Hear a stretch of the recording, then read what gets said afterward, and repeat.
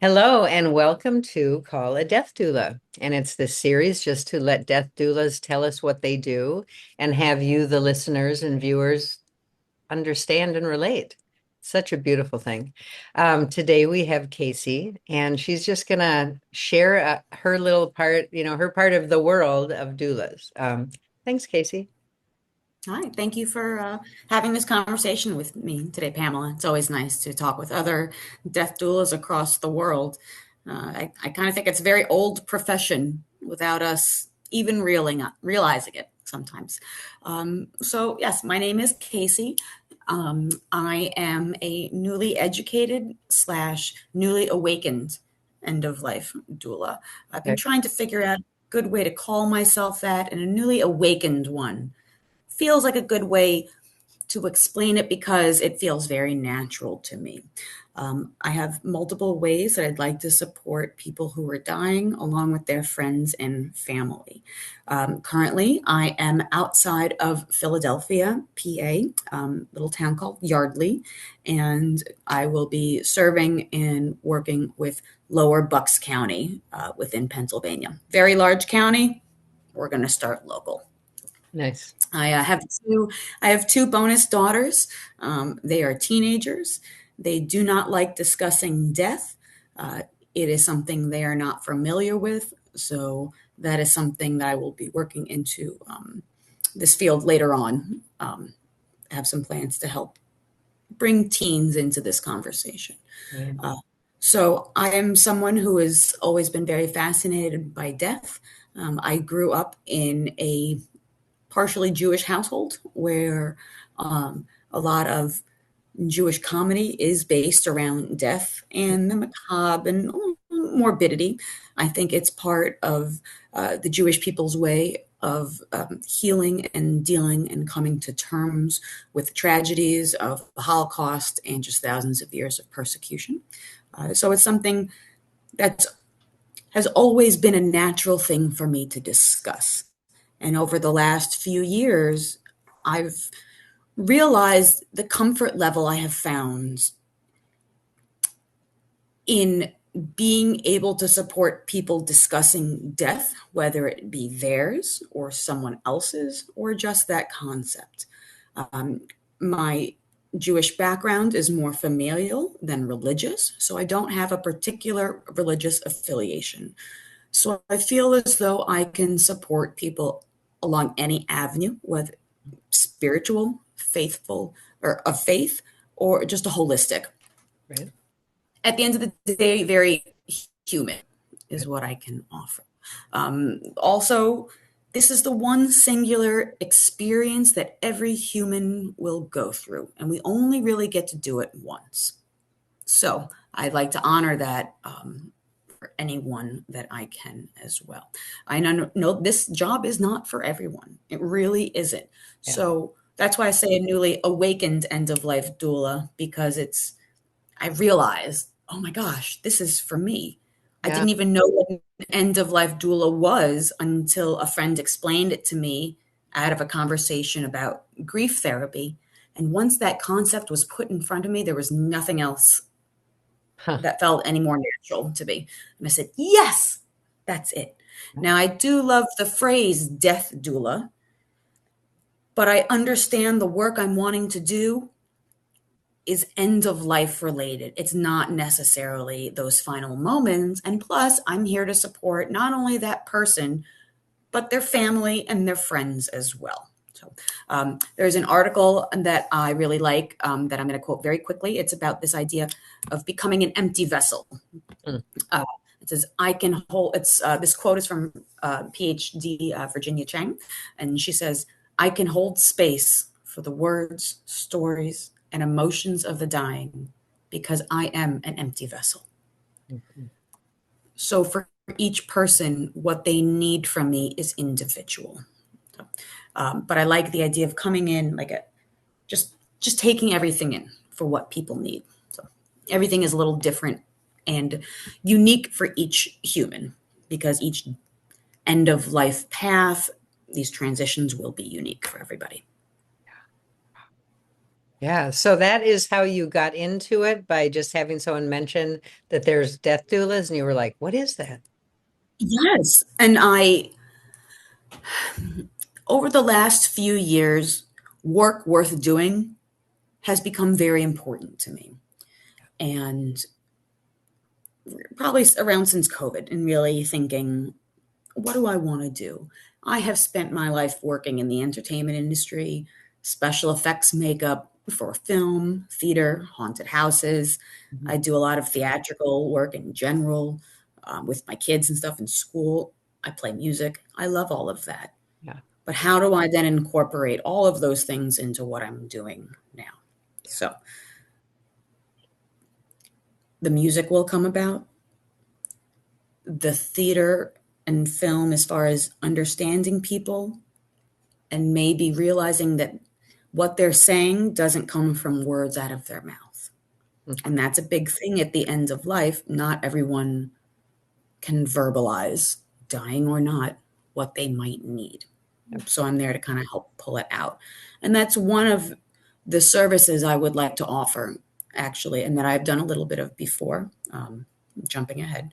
Once I realized I wanted to do this, um, I continued with training through the University of Vermont. And while there's no national accreditation, I have finished my deep dive education into this as best I can. And moving forward, everything else will be experience based. I do volunteer with a hospice service. I really enjoy going in and just spending time with people and being a companion to them. Sometimes I'll bring the ukulele in and play. Um, I've had a couple of residents who were very music based when they were younger. For example, one resident I worked with grew up in a tavern Yeah. with the Roosevelts, actually, up in Hudson Place, New York, or Hudson Valley rather. And she didn't like living in this nursing home because it was so quiet and that wasn't natural to her. And so I would not only play music for her because she'd been a singer in her youth, but Mm. I just played sounds of restaurants, clinging of plates and glasses, and just murmuring. So there was a little bit of that life around. You Mm. know, if you are not able to be at home in your final days, that can be very lonely. So I feel as though the volunteer work, any volunteer work that people do with hospice is so meaningful and really, it's just so important and helpful in a very natural way. Yeah. Yeah. I mean, so much about being a doula is being present, just being there. And Hmm. so, yeah, and a lot of people are alone, and they feel alone. And like, I really like the way you said that at the end of life, people can't always verbalize out of their mouth, whether they're the person dying or not. It might be the family Right. members that cannot verbalize out of their mouth. Yeah, and that's also, it led me into thinking about what people really need and what I've heard people discuss. A lot of what I've heard is, "Oh, my parents are dying or they have just passed, and I didn't know this was so expensive. I don't know what they want. We never talked about this. It was scary." Or, blended families where there is maybe too much communication, all kinds of things. So, one of the services I'd like to offer is assistance with advanced directives.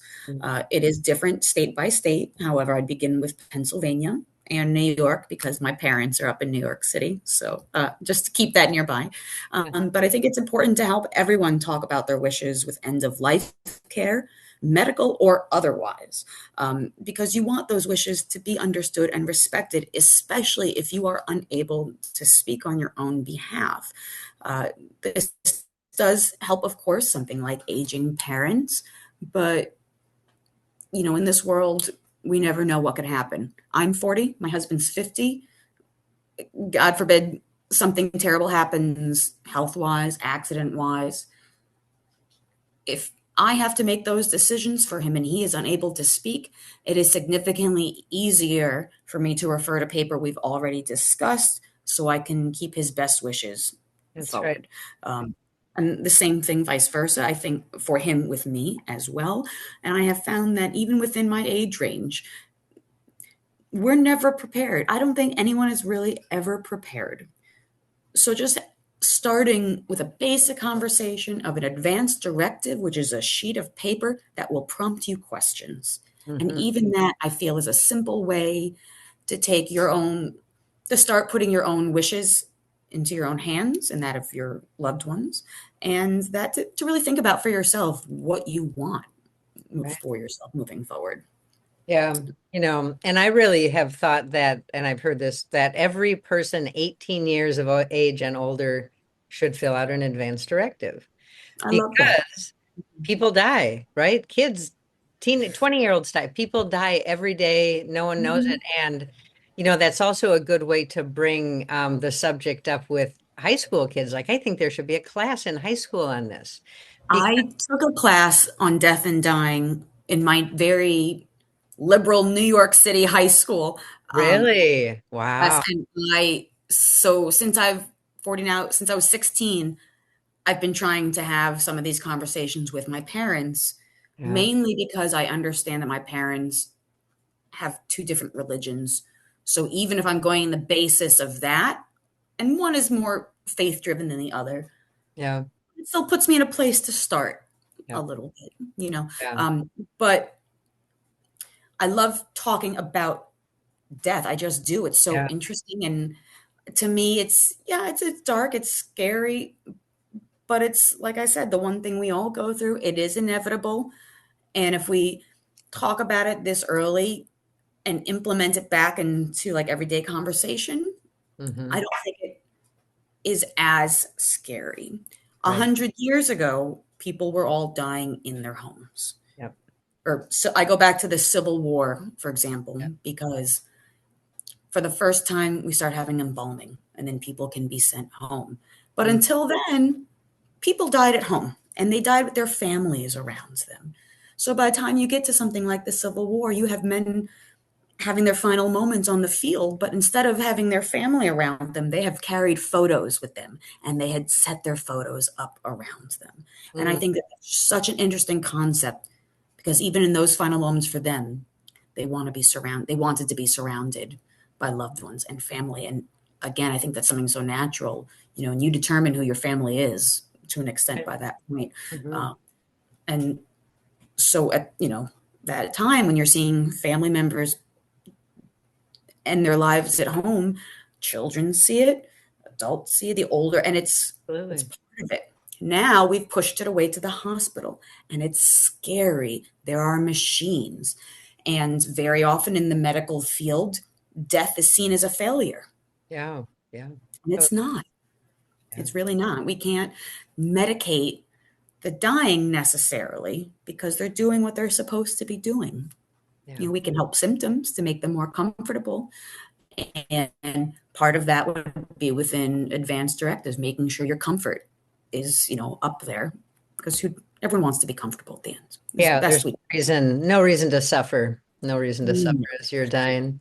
Uh, No, we have a lot now to help put that suffering yeah, and aside. even to be able to have them, be somewhat awake and somewhat sedated, and that's another thing, doulas can do. I've done that, right? We ask them, how Mhm. awake do you want to be, and for how long, and And and it works mhm. out that way. Yeah. And also some of the advocacy and helping with education and learning more, something like morphine, for example.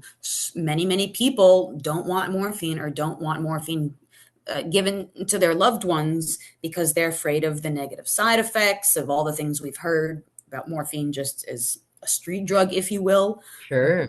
But morphine can really help ease the muscles to allow for breathing. Hmm. And if that is what that person needs, let them breathe. Yeah. So, Yeah.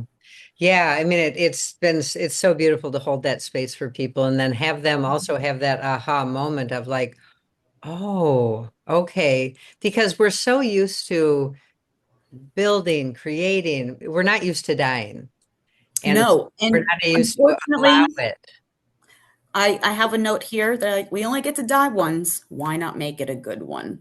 Yeah. And similarly to what I've told you before, uh, to die well, we must live well.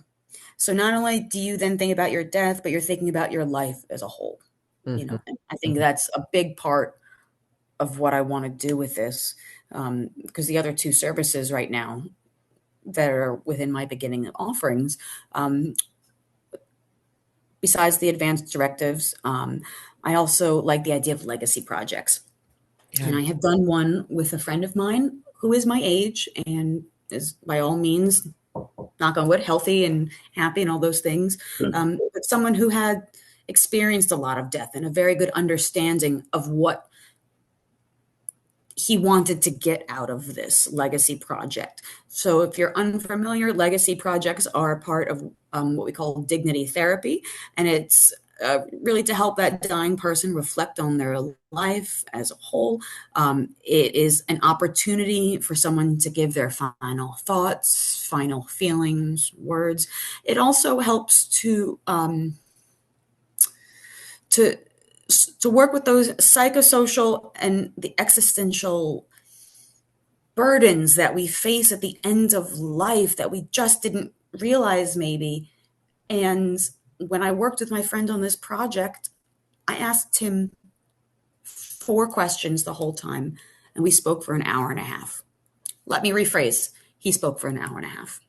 And I now have this beautiful document for him that I have sent to him, and he of course can edit however he may be, but I the way I captured it is his voice.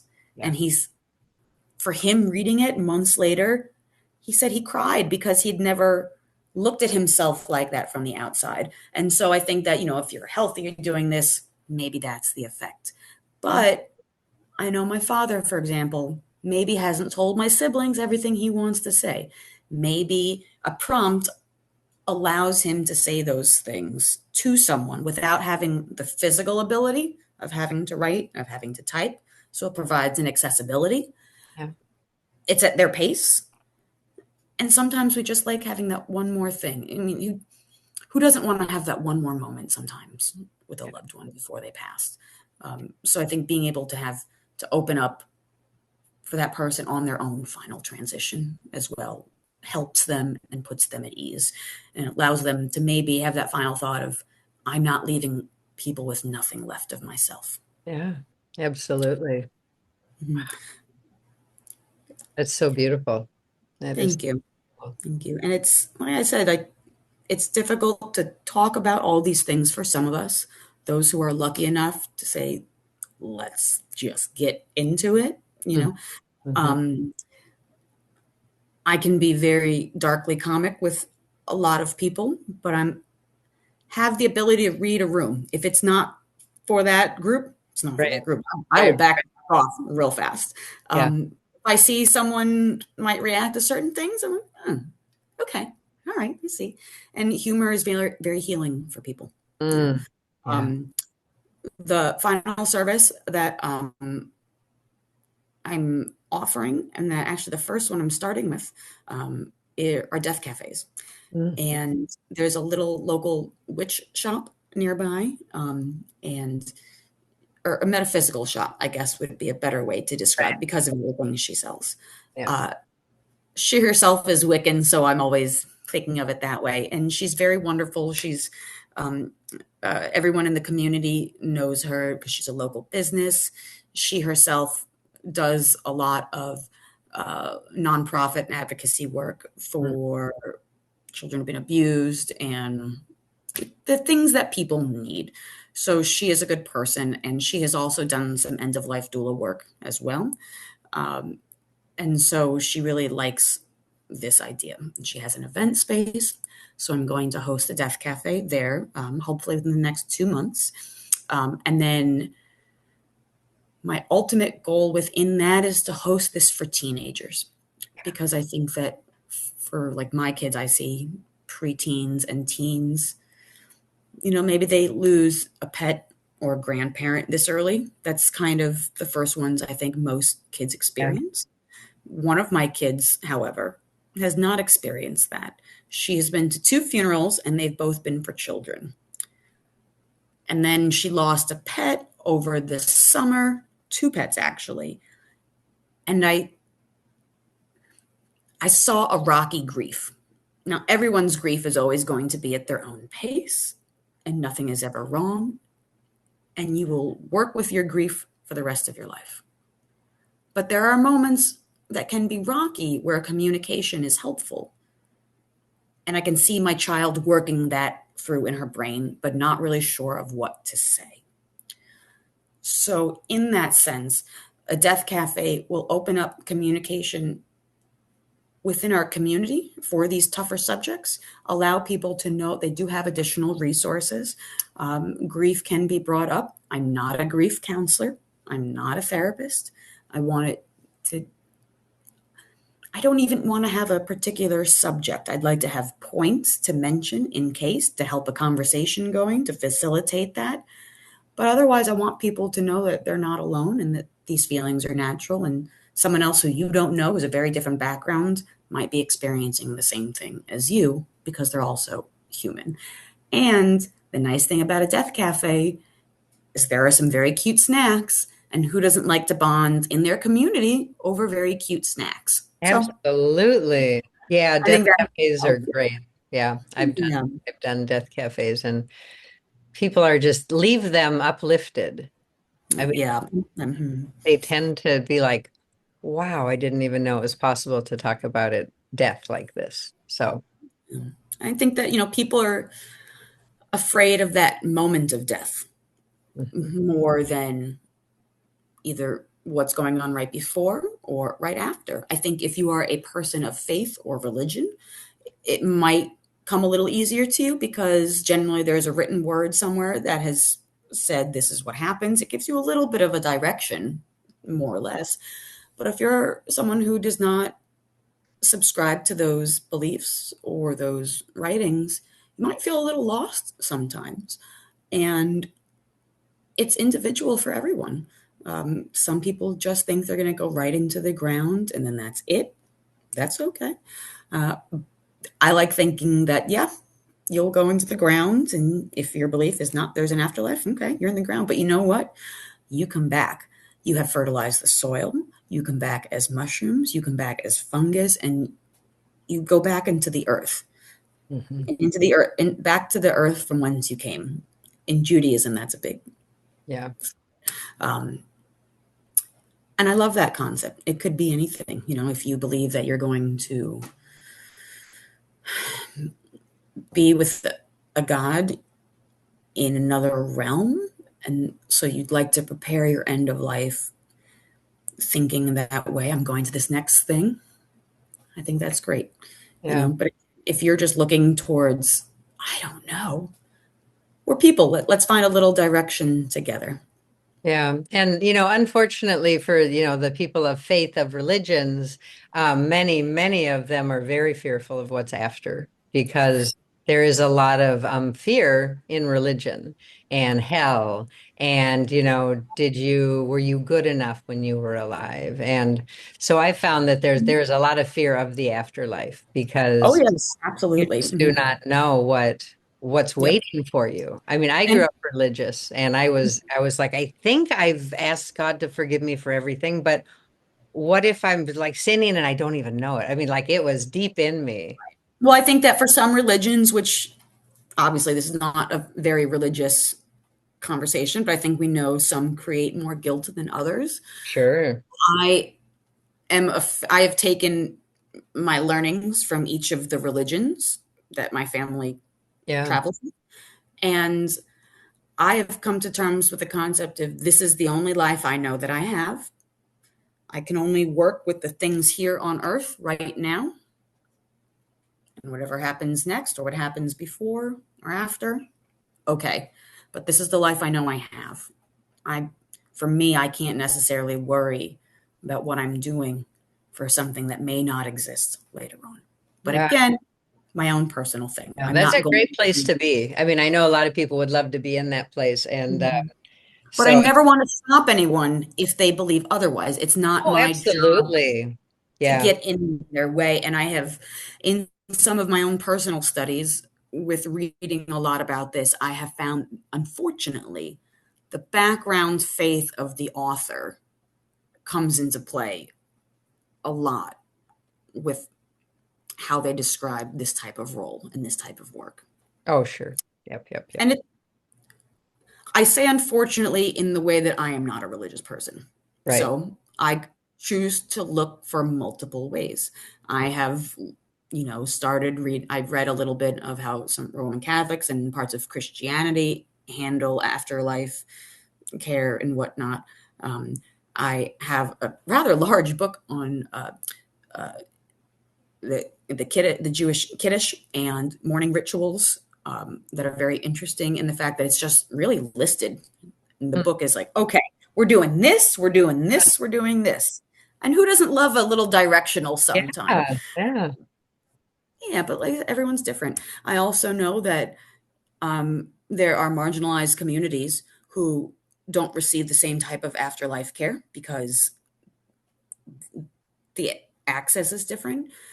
And I don't want anyone to be forgotten in those ways. That's why advocacy within this is so important for Yeah. me. And That's, yes, I'm a white female, but I might not be the person someone else needs.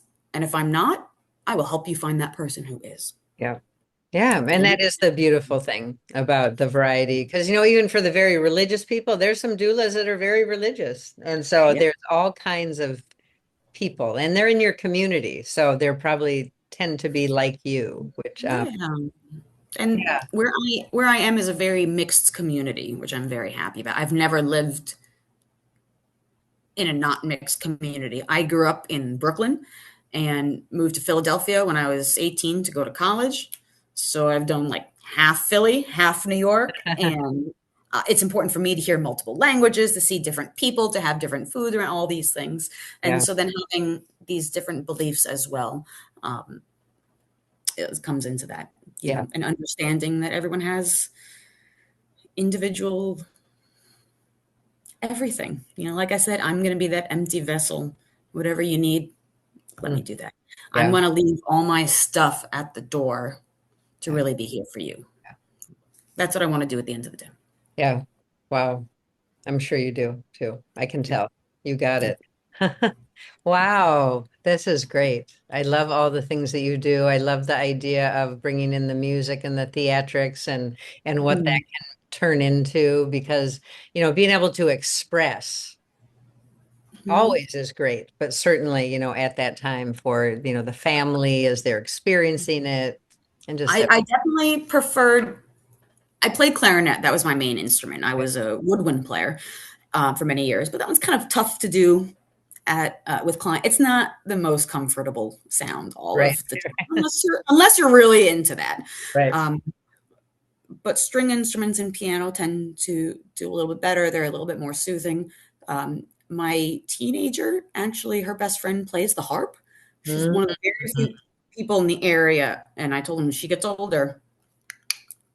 Totally. But the harp is important because this is what I found with ukulele or guitar as well, because of the vibrations.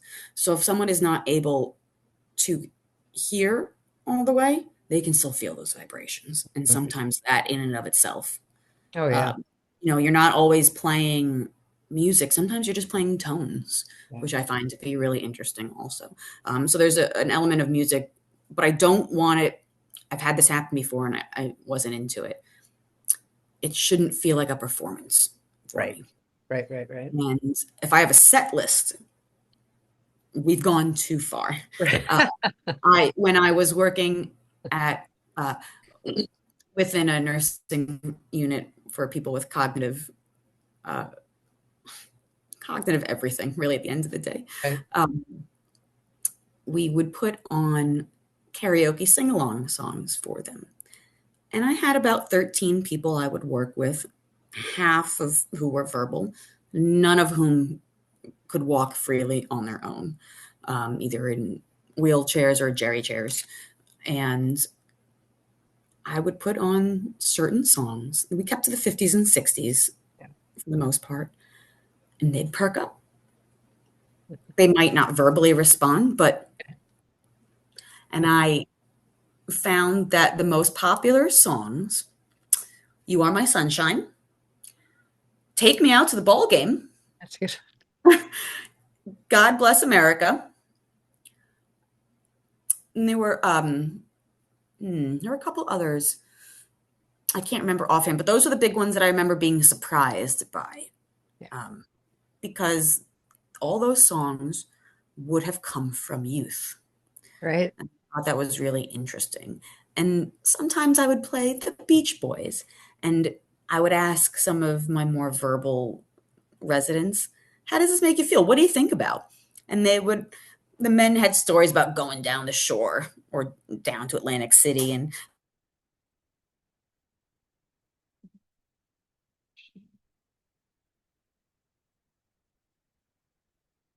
a Mm. big thing that music can make you feel, and it can put you in those places that even if they don't need it's not a verbal thing. Hmm. Now, I ended up singing a lot on my own there, but they enjoyed it. And you go over and I'm a big musical theater person. I like a lot of show tunes, and I like very old show tunes. I'm a big Rodgers and Hammerstein fan. Even before that, I'll be running around singing Showboat sometimes, which is from like the early 20s. Uh, but because of that, some of that music is also familiar in the background. So Yeah. I can sing some of those, and we can sing Edelweiss from The Sound of Music. And again, you just see faces light up, and you know that they are probably having memories and reoccurring things that they probably can't describe. And most of them don't, but they know it and they can hum it. And I come around to them and I pick their hands up and I dance a little with them. And sometimes they smile, and sometimes they say, eh, you read the room. They want to do it or they don't. Right. So the music is memory is a big element that I really enjoy also, and I think that with anyone, when you're not well, especially at nonverbal moments, music becomes very important. Um, I would like to eventually work with vigil settings as well. Music being a large part of that and creating environments and safe spaces for people to have those final moments. Yeah, I think that music, the recall of music, like recalls the feeling of joy they had then. So their body kind of fills with that same feeling. That's what I've experienced. Well, you know what? This has been great. This has just been such a good conversation. Thank you. Yes, thank you.